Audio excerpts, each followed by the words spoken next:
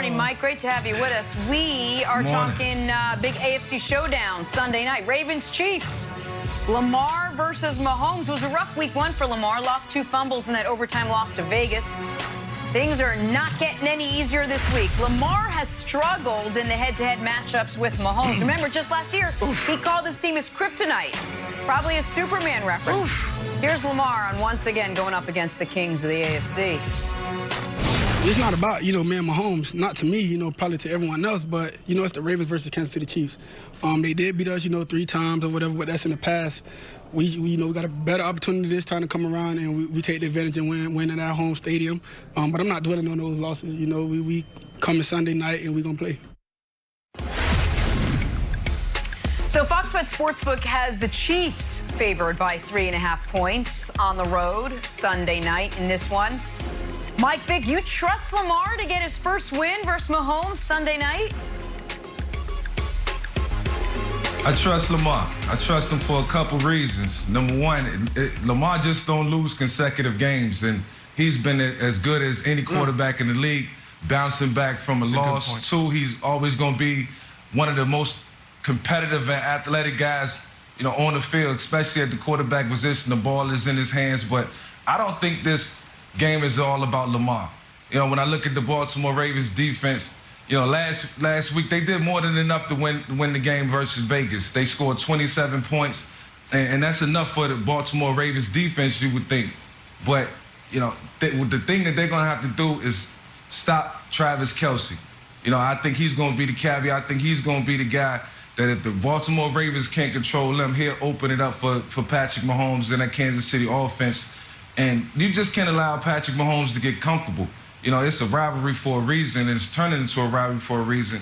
Lamar understands that, and it reminds me of my days when I played in Atlanta when we had to face the Philadelphia Eagles year in and year out, never could get over the hump. The reason why I never played in the Super Bowl or could win the NFC Championship game was because they always stood in my way. So this does feel like a must-win situation for the Baltimore Ravens. They don't want to get off to an 0-2 start. That's just not what we envisioned for them for the season. Yeah, and by the way, Baltimore, if people remember, last year when I was going through the Chiefs' schedule, I said, no, they'll lose to Baltimore. Like, their toughest game of the year is their game at Baltimore. They'll lose it. This year, I think potentially their toughest game is at Baltimore. And I think there is a way for the Ravens to beat Kansas City. And Lamar is a part of it, but he is not the majority of it. They just have to run the ball almost every play. And they weren't able to do that in their last matchup. They tried, but then they got out of it. The Chiefs' run defense has been its biggest weakness since Mahomes got there. The problem is, and the Browns game is an interesting case study in it, teams, even when they have the lead, get nervous. The Browns were running on first down, running on first down, running on first down, and controlling that game. Then the 75-yard touchdown to Tyreek Hill happens, and how do the Browns respond?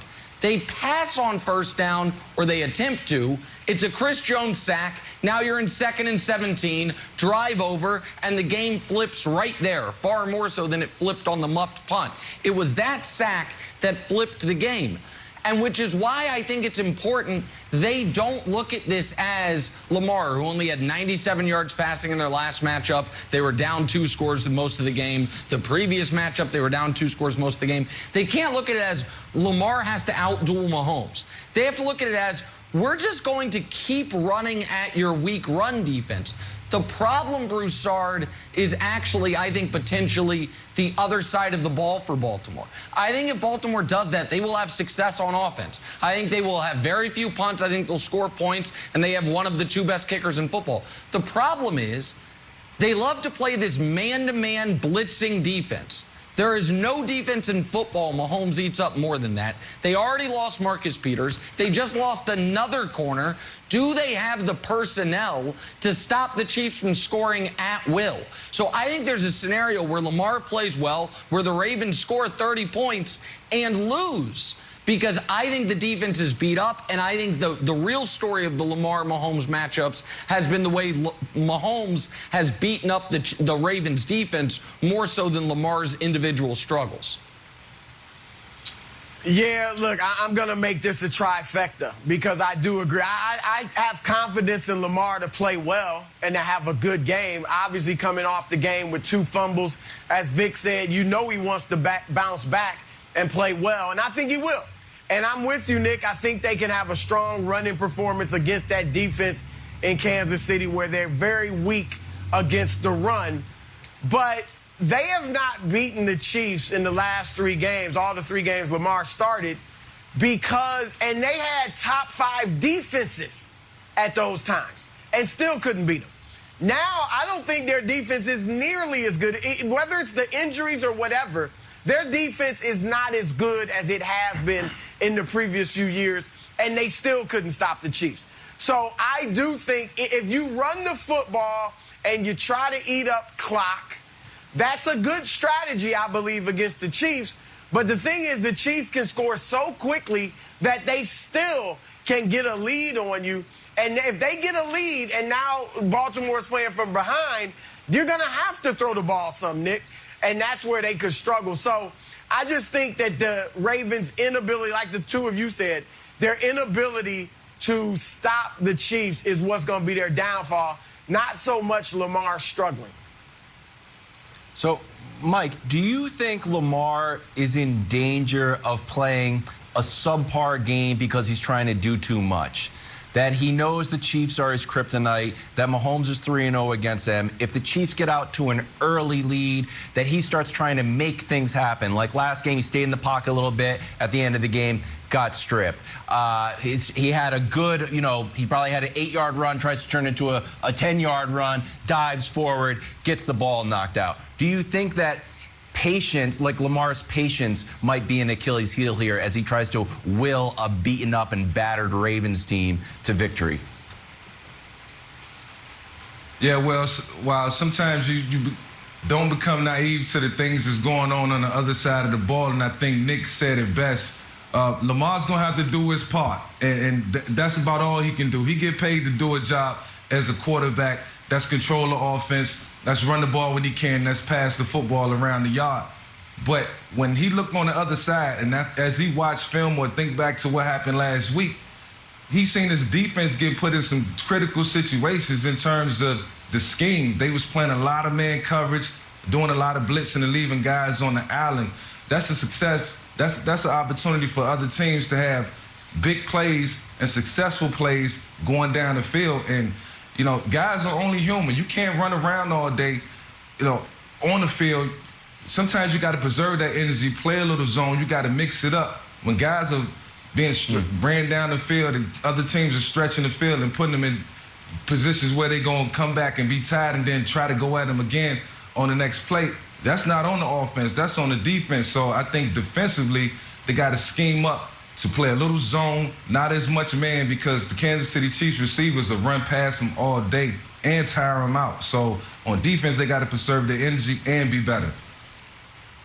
Mike, I want to ask you one more question, because this is a point Wilds brought up Tuesday morning when we were discussing the Ravens-Raiders game, and that is the amount of jeopardy that Lamar is put in on a play-to-play basis. With the receiving core beat up the way it is, with the running back room, you're down your top 3 guys from a month ago, you're bringing guys off the street. The Ravens' plan seemed to be a lot of it, Lamar, figure it out. Their offensive line had a brutal game. And Lamar, to his credit, I know he had the fumbles, but he did make some sensational plays. But anyone watching that game was like, oh, this reminds me of something I saw around 20 years ago when the playing in Atlanta at times seemed to be, all right, we've got something drawn up, but it's probably going to end up being Mike, figure it out. At some point, does that take almost a mental toll along with the physical toll? So you're getting hit more than any other quarterback in the league, but you also know on a play-to-play basis, our plan B is really plan A, which is I'm going to have to do something spectacular. Like, how much do you think that weighs on Lamar, set aside the injury risk it puts him, it makes him susceptible to? Yeah, man, it's just a lot of pressure on Lamar coming into a game to run and pass, and that's unfortunate. He can't relax and be comfortable and play his game. While we've seen an offense that looks different, we've gotten accustomed to it, but that offense has put Lamar in harm's way on a consistent basis. And what Greg Roman has to do is continue to open things up and stretch the field. Like, I understand quarterback draws here and there, a couple quarterback counters that you can mix in just to give the defense a different look. It's a different scheme, but, you know, the onus is not on Lamar, man. Lamar can't be put in harm's way. I think his job is to come in and just pass the football to the best of his abilities, make plays in the run game, and not make the scheme too difficult. They got every chance to win this game. They did more than enough last week to win, and I just think this is on the defense this week. It'll be a statement game for them. Oh, best laid plans when it comes to what they want Lamar to do. We'll see. We are back talking about the New York Giants. Boy, those L's keep piling up. A rather excruciating one last night. Are they trending towards being locks for the #1 pick?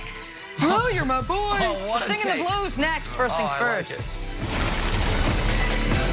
Finally, the perfect